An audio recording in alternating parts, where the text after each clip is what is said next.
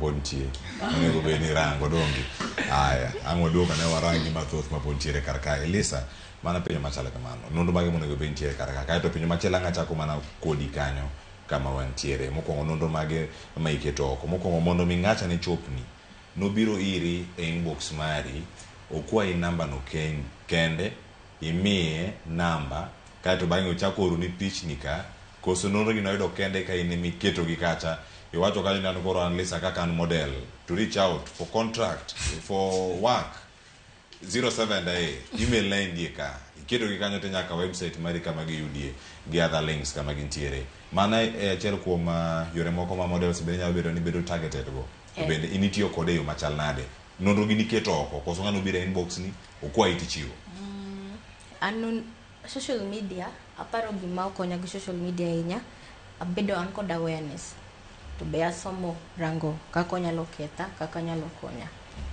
to nokaketo nonro na e social media kata e Facebook makata e Instagram nokaket ga details na en gama na nyinga madwa mondo ji luonga go kata kilonga ji luonga ni SpongeBob wachero cartoon ero ni SpongeBob kwa ndika ka SpongeBob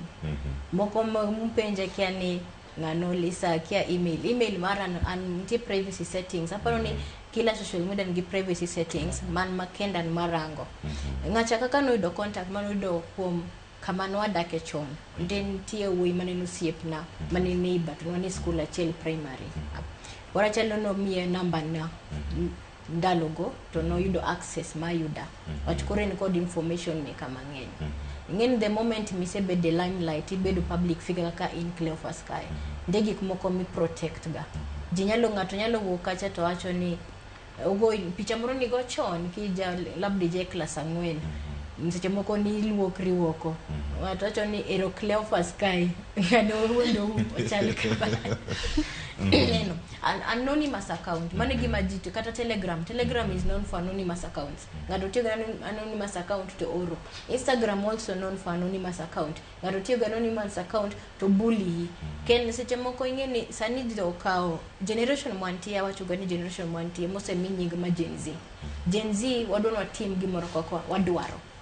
waneno ni kahinyi yani hinyruok makahinyi bi yuag mane mor ma Gen Z sani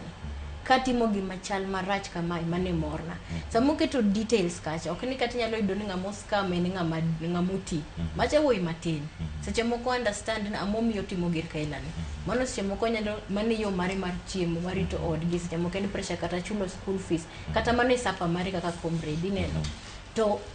ranyis maketo details kacha nitie privacy settings kase wacho sami keto details ni kacha okinyo okonego chuni ket namba ni okena must ngato kadwa aparo the easiest way mangato en safety anya mangato nyaka access loso kodi kata oro ni message kacha aparo ni email via email is very safe Google is very safe wachika ngato temo Google mari kelo ni ga details isinise ni Evans otemo donjo kai en any town mare Kisumu to ino ken Kisumu en ini koso ken ni wacho no oken an alafu bloke immediately report kaka scam ta account mari keto bedo imiye rati imiye block ma termination ma account no konya access kendo aparo mane the safest way market number online oken safe ainya details kata nyingi keto an kata jok mongia gikiaya kata school mara kirange school kandiko gika details e Facebook kata Instagram nge kama ndiki kata school nge kata gimandiko ni asomo kama kayo chakra yudo ino kaka no timo na biro balango details ni kaka kandiko pin adhi bagolo arucho gik mo ngato nyalo yudago